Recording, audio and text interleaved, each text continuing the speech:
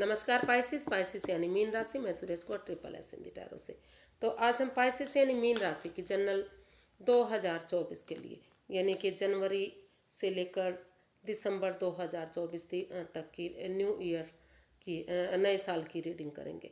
जो साल अभी आने वाला है 4 या 5 दिन में, तो ये रीडिंग उसके लिए होगी। और ये सनसाइन मूनसाइन दोनों से देखी जा सकती है। ये एक लव रीडिंग है ये। और जनरल होने के कारण रेजोनेट हो भी सकती है, नहीं भी हो सकती। जिस पर जितनी रेजोनेट होती है प्लीज़ आप एक्सेप्ट कर सकते हैं। सनसाइन मूनसाइन दोनों से देखी जा सकती है। और अगर आप अपनी पर्सनल रीडिंग चाहते हैं तो नीचे डिस्क्रिप्शन बॉक्स में डिटेल्स दी गई है, वहाँ जाकर चेक कर सकते हैं। कोई भी कन्फ्यूजन डाउट होने पर व्हाट्सएप मैसेज के जरिए आप उसे क्लियर कर सकते हैं। तो पाइसिस सबसे पहले देखेंगे कि आपकी 2024 के लिए ओवरऑल एनर्जी क्या रहेगी, किस चीज़ पर आपका फोकस रहेगा। फिर आपका मंथ वाइज आपका देखेंगे कि पूरे साल आपका लव लाइफ कैसी रहने वाली है, आपका हर महीना कैसा गुजरने वाला है। तो आइए पाइसिस सबसे पहले देख लेते हैं ओवरऑल एनर्जी आपकी कैसी रहेगी 2024 के लिए। The empress. तो आपकी लाइफ में जो है नए साल में जो है आपका फोकस रहेगा काफ़ी खुशियों पर। अबंडेंस आ सकता है, खुशियाँ रह सकती हैं। आप उन चीज़ों पर फोकस करेंगे जो आपको खुशी दे सकती हैं। घर बनाने में, घर बसाने में, रिश्ता बनाने में, उनके साथ घूमने फिरने में, स्टेबिलिटी पर आप ध्यान देंगे। और उन चीज़ों को आप इग्नोर करेंगे जो भले ही आपको अंदर से प्रॉब्लम है, कुछ दुख तकलीफ है या फिर कोई है, उन चीज़ों पर आप थोड़ा सा उनको छिपाने की आप कोशिश करने वाले हैं। यानी कि आपको लगेगा कि उन चीज़ों को आपको नहीं बताना चाहिए, किसी को प्रॉब्लम में नहीं डालना चाहिए। उन चीज़ों को छिपाते हुए आपका फोकस रहेगा कि हर वक्त आप हैप्पी रहें, खुश रहें, मस्त रहें, मग्न रहें, घूमें फिरें, पार्टी में जाएं, सत्संग कीर्तन में जाएं, पिक्चर देखें। मतलब खुशहाली पर आप फोकस करने वाले हैं।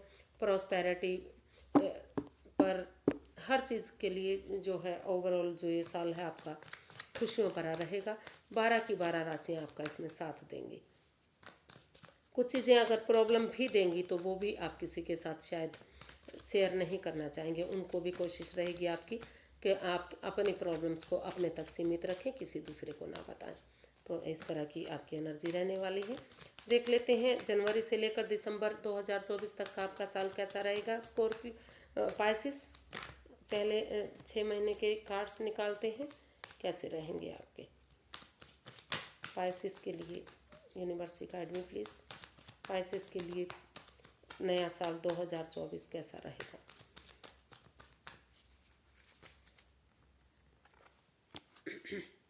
टू ऑफ पेंटिकल्स पहले कार्ड निकाल लेते हैं।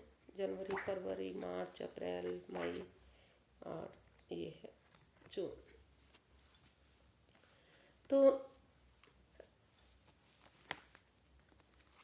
टू ऑफ पेंटिकल्स जनवरी में जो है कुछ लॉक, मतलब उसमें उनके पास दो दो ऑप्शन होंगे। हालांकि तो डिसाइड ही नहीं कर पाएंगे उन्हें क्या करना है क्या नहीं करना है। वो जगलिंग फेज में रह सकते हैं क्योंकि दो दो ऑप्शन होने पर उनको लग रहा है कि इस ऑप्शन की तरफ जाएं या उस ऑप्शन की तरफ जाएं। आपको पहले लव लाइफ में जाना है या पैसे की तरफ जाना है। तो कहीं ना कहीं जो जनवरी के महीने में है आप डिसाइड करने में थोड़ा सा हिचकिचा सकते हैं। आप जगलिंग फेज में रह सकते हैं। हालांकि अगर आप डिसाइड कर लेंगे, सोच लेंगे, विचार लेंगे, अपने इस जगलिंग फेज से बाहर आएंगे, तो जो भी डिसीजन आप लेंगे, चाहे वो लव लाइफ के लिए है या फिर जॉब बिजनेस एडवेंचर के लिए है, वही चीज़ आपको खुशियाँ दे सकती हैं। वही चीज़ आपको प्रॉस्पेरिटी दे सकती हैं, खुशहाली दे सकती है। लेकिन आपको डिसीजन लेना पड़ेगा। तो जो जनवरी में है आप थोड़ा सा उन चीज़ों पर कंफ्यूजन में रह सकते हैं, डाउट में रह सकते हैं कि क्या करना है क्या नहीं करना है। तो उनको शॉर्ट आउट कीजिए। फरवरी में जस्टिस। जिस चीज़ों के लिए आप लंबे समय से जूझ रहे थे, हो सकता है कि लव लाइफ में आपकी लाइफ में पहले रिश्ता रहा हो और आपके उसमें इलीगल उसमें कोर्ट कचहरी का मैटर चला हुआ हो जिसमें आपको उसका रिजल्ट नहीं मिल पा रहा था। तो वहाँ कहीं ना कहीं फरवरी में उन लोगों के लिए जस्टिस मिलेगा। उनको जो उनके मैटर चले हुए हैं, तो अगर उन्होंने कोई गलती नहीं की है, अपने पार्टनर के प्रति वफादार रहे हैं, तो उन्हें जो है यूनिवर्सिटी उनके साथ न्याय करेंगे, जस्टिस करेंगे। और अगर उन्होंने कुछ इलीगल किया है तो उन्हें उसके अकॉर्डिंग फल मिलेगा। जिसने जैसे कर्म किए हैं, कर्मानुसार फल मिलने वाला है फरवरी में। जो लंबे समय से जिस चीज़ को लिए उन्हें जस्टिस नहीं मिल रहा था, न्याय नहीं मिल रहा था, वहाँ न्याय मिलेगा। और एक नए रिश्ते की अगर बात करते हैं तो नया रिश्ता जो भी आपकी लाइफ में आएगा वो आपको काफ़ी खुश रखेगा, हैप्पी रखेगा। और न्यायप्रिय ये रिश्ता आपके लिए बनेगा। सोच विचार करके अगर आप इस रिश्ते में बढ़ेंगे, एक दूसरे की भावनाओं को समझेंगे, तो काफ़ी खुशहाली इस रिश्ते में रह सकती है। और एक दूसरे के लिए ये रिश्ता काफ़ी खुशहाल रह सकता है। और पुराने रिश्ते में अगर आप काफ़ी लंबे समय से जूझ रहे थे, प्रॉब्लम में थे और न्याय चाह रहे हैं, तो रिकॉन्सिलेशन अगर आप चाहते हैं, तो एक दूसरे से अगर आप माफ़ी मांगेंगे, एक दूसरे की भावनाओं को समझेंगे, तो जो है पुरानी जो लड़ाई झगड़ा वाद विवाद था वो सारा ख़त्म होगा और दोबारा से ये रिश्ता न्यायप्रिय होगा, अच्छा बनेगा, खुशहाल होगा। अगर आप इसमें न्याय चाहते हैं, इसमें मतलब आगे बढ़ना चाहते हैं, एक रिकॉन्सिलेशन चाहते हैं, जो भी गलती की है उससे माफ़ी मांगना चाहते हैं, तो वो भी चीज़ें अगर हो सकती हैं। और अगर आप जिस तरह का भी जस्टिस चाहेंगे वो वही जस्टिस आपको मिलेगा। अगर आपने कुछ गलत नहीं किया है तो कर्मानुसार आपको उसका फल मिलेगा। और नए रिश्ते के लिए आपकी लाइफ में कोई नया पर्सन, नया पार्टनर आ रहा है जो आपको काफ़ी खुशी देगा। और ये एक तुला राशि का जो है कार्ड है ये फरवरी के लिए। मार्च, क्वीन ऑफ वॉन्ड्स। जो तो कोई नया लवर, नया प्रेमी, कोई नया पार्टनर आपकी लाइफ में आ सकता है। मार्च महीने में कोई नया रिश्ता आपकी लाइफ में आ सकता है। हो सकता है कि ऑलरेडी आपका कोई दोस्त, कोई सहेली, कोई पार्टनर हो जिसको आप ऑलरेडी भी जानते हैं, ऐसा भी रिश्ता आपके पास आ सकता है। और उनको लग रहा है कि आप अकेले हैं, तो क्यों ना इनसे रिश्ता बना लिया जाए। तो और लेकिन आपको हो सकता है कि जो नया रिश्ता आपकी लाइफ में आ रहा है तो वो काफ़ी लुभावने ऑफर दें आपको। मतलब काफ़ी तारीफ़ों के पुल बांधें कि मेरा बच्चा ऐसा है, ये है, वो है, रिश्ता ऐसा रहेगा। तो आप जो आप करते हैं जुनून के साथ, पैशन के साथ आप करते रहिए, लेकिन फ़ायदे के साथ होने वाले नुकसान को इग्नोर मत कीजिए। पहले आप सोचिए, समझिए, एक दूसरे की भावनाओं को जानिए, उनको परखिए और तभी आप आगे बढ़िए। जो भी बंदा या बंदी आपकी लाइफ में आ रहा है वो आपके लिए खुशियाँ दे सकता है, प्रॉस्पेरिटी दे सकता है और उसके साथ आप खुश रह सकते हैं। वो आपके साथ काफ़ी अटैचमेंट फील करेगा, अट्रैक्टेड महसूस करेगा। लेकिन वही है कि आप फिर से वही है कि फ़ायदे के साथ होने वाले नुकसान को यानी कि जो आपको लुभावने ऑफर दिए जाएंगे उन पर आप मत जाइएगा प्लीज़। सोच विचार करके ही, थोड़ा सा सोच समझ कर, जांच पड़ताल करके ही आगे बढ़िएगा। अप्रैल, द फूल। तो अप्रैल महीने में कोई एक नई बिगनिंग, एक नई शुरुआत आपकी लाइफ में हो सकती है। लेकिन आप नादानी मत कीजिए, बचपना मत कीजिए। अगर आप आगे बढ़ते हैं तो समय थोड़ा सा रिस्क अगर आप लेंगे कोई बात नहीं, चलेगा। लेकिन अगर नादानी करेंगे, बचपना करेंगे, बिना सोचे समझे आगे बढ़ेंगे तो फ़ायदे की बजाय नुकसान हो सकता है। तो आप सोच समझ कर एक दूसरे के साथ घूमिए फिरिए, टाइम स्पेंड कीजिए, एक दूसरे को जानिए पहचानिए और तभी एक बिगनिंग, एक शुरुआत कीजिए, ताकि वो जो भी रिश्ता होगा वो क्योंकि जो भी रिश्ता आपकी लाइफ में आ रहा है वो एक नादान बच्चे वाली एनर्जी हो सकती है। वो काफ़ी मतलब खुश मिजाज होगा, लेकिन उसकी जो हरकतें हैं वो बच्चे वाली हो सकती हैं। तो वो सामने वाले को अच्छी लगे या ना लगे वो भी एक मैटर हो सकता है। तो सोच विचार करके पहले उनको जानिए पहचानिए, तभी रिश्ते में आगे बढ़िए, ताकि आपको खुशियाँ मिल सकें और आप एक दूसरे की भावनाओं को समझ सकें। सोच समझ कर ही शुरुआत कीजिएगा, नादानी बचपना मत कीजिएगा, बिना सोचे समझे रिस्क मत लीजिएगा।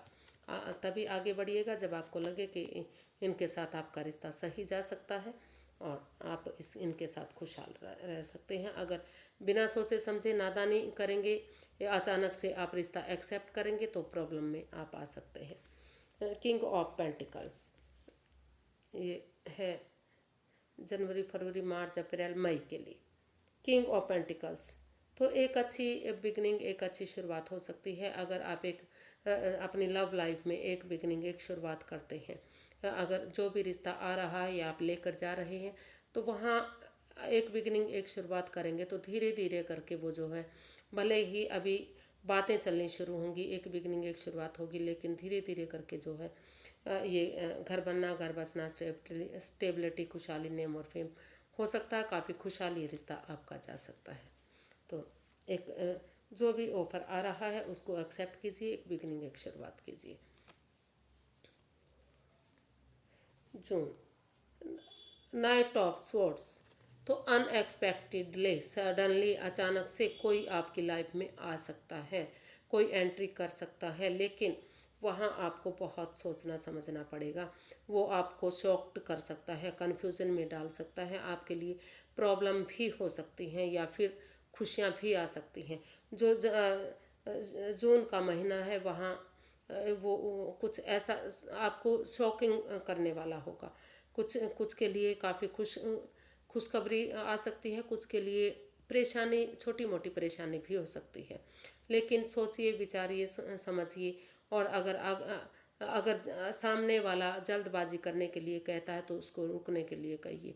पहले समय रहते डिसीज़न लीजिएगा, प्रिपेयर होइएगा, रेडी होइएगा, तैयार हो जाइएगा, और नादानी नहीं करनी है। ये नहीं कि सामने वाला आ रहा है, आपको ऑफ़र दिखा रहा है, लव ऑफ़र दे रहा है, तो भाग दौड़ कर आप उसको एक्सेप्ट कर लें, नहीं, वो आपके लिए खतरनाक यानी कि परेशानी भरा हो सकता है। वो आपको आगे जाकर परेशानी में डाल सकता है। तो जो भी नया रिश्ता आ रहा है तो उसके बारे में पहले आपको सोचना समझना पड़ेगा, तभी आपको आगे बढ़ना है, तभी आपको कदम बढ़ाना है, तभी आपको डिसीजन लेना है। और अगर हो सकता है कि कुछ केसेस में जो ऑलरेडी रिलेशन में है, शादीशुदा हैं, तो उनका किसी के लिए कोई ऐसा चीज़ जो उसके लिए चले हुए थे, रिकॉन्सिलेशन के लिए चले हुए थे, तो वहाँ अचानक से रिकॉन्सिलेशन हो सकता है। और कुछ के लिए मतलब बैड न्यूज़ भी हो सकती है, मतलब कुछ ऐसे चांसेस बन सकते हैं कि कोई नो कांटेक्ट में हो जाए या रिश्ता दूरियों पर बन जाए, सेपरेशन के लिए हो जाए। तो एक मतलब कुछ अचानक से ऐसी खबर आपको कुछ के लिए शॉकिंग हो सकती है, मतलब कुछ के लिए परेशानी वाली हो सकती है और कुछ के लिए गुड न्यूज़ भी हो सकती है। लेकिन अगर दोनों ही सिचुएशन में आप समझदारी के साथ काम लेंगे, जल्दबाजी नहीं करेंगे, एक दूसरे से बातें करेंगे, तो आप उस प्रॉब्लम से बच सकते हैं। तो सोच विचार करके ही आपको आगे बढ़ना है। तो अगले देख लेते हैं कि 6 महीने आपके कैसे रहेंगे। पाइसेस के लिए अगले 6 महीने कैसे रह सकते हैं, चलिए देखते हैं।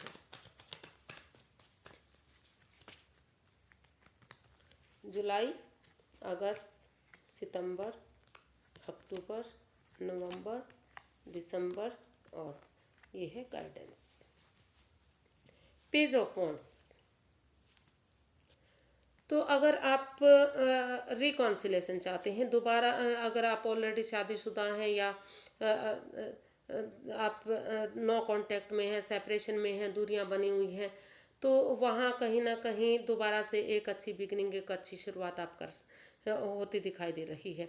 अगर आप एक दूसरे की भावनाओं को समझेंगे और दोबारा से ये जो इमेच्योर एनर्जी है या एक नई एनर्जी है उसके साथ मिलकर अगर आप शुरू से शुरू करेंगे उस रिश्ते को, एक नई बिगनिंग, एक नई शुरुआत करेंगे, जो चीज़ें अभी नहीं हो पा रही थी, फ्रेंडशिप लेवल से एक ताजगी के साथ, एक जोश के साथ, एक नई पहचान के साथ कि आप इस रिश्ते को पहले से जानते ही नहीं हैं, इस तरह से अगर एक बिगनिंग, एक शुरुआत करेंगे, उनके साथ टाइम स्पेंड करेंगे, घूमेंगे फिरेंगे, पार्टीज़ में जाएंगे, पिक्चर्स वगैरह देखेंगे, ये उनके साथ डेट्स पर जाएंगे, खाना पीना करेंगे, तो एक बिल्कुल नए फ्रेश लेवल से नई बिगनिंग, नई शुरुआत भी हो सकती है। और अगर आप ऑलरेडी शादीशुदा हैं या नो कांटेक्ट में हैं, सेपरेशन में हैं, सिचुएशन ऐसी बनी हुई है कि दूरियां बनी हुई हैं, तो वहाँ भी अगर आप चाहें तो इसमें फिर से एक नई ताजगी, नई जोश, नई उमंग के साथ, इस उम्मीद के साथ कि फिर से आपको एक बिगनिंग करनी है, तो उस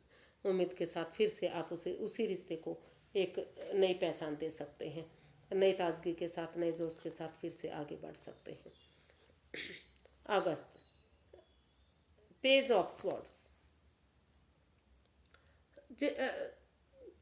कुछ अपनी वाणी पर कंट्रोल करने की ज़रूरत है। सबसे पहले कुछ चीज़ें प्रॉब्लम दे सकती हैं आपको, कठिनाई दे सकती हैं, रिश्ते को भारी भरकम बोझिल बना सकती हैं अगर आप अपनी वाणी पर कंट्रोल नहीं करेंगे।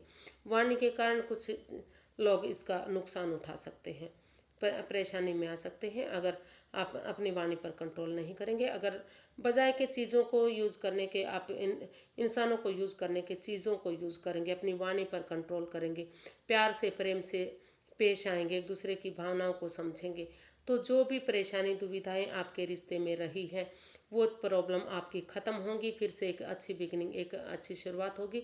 और अगर नया रिश्ता आपकी 2024 में नया रिश्ता भी अगर बिगनिंग शुरुआत हो रही है नए रिश्ते की, तो वहाँ भी आपको सोच समझकर, एक दूसरे की भावनाओं को समझते हुए प्यार से, प्रेम से पेश आना है। एक अच्छी बिगनिंग, एक अच्छी शुरुआत आपकी हो सकती है और आप लाइफ में आगे बढ़ सकते हैं। जुलाई, अगस्त, सितंबर, 9 ऑफ वांड्स। जो रिश्ता आपका जा चुका है, सेपरेशन हुआ है, नो कांटेक्ट में है, ब्रेकअप में है, रिकॉन्सिलेशन चाहते हैं, फिर से रिश्ते को आगे बढ़ाना चाहते हैं, तो आपको स्टैंड लेना पड़ेगा। स्टैंड लीजिए, उस पर वर्कआउट कीजिए, काम कीजिए, क्योंकि ये जो रिश्ता है दोनों तरफ से ही खराब हुआ है। ना तो आपने किया, ना आपके पार्टनर ने किया। लेकिन अगर वापस इस रिश्ते पर काम करेंगे, एक दूसरे की भावनाओं को समझेंगे, स्टैंड लेंगे, तो जो है ये रिश्ता फिर से आगे बढ़ सकता है। क्योंकि रिश्ता एक तरफ से नहीं, दोनों तरफ से ख़त्म हुआ है, तो ये रिश्ता एक मौका और डिजर्व करता है। इस रिश्ते को एक मौका और देना चाहिए।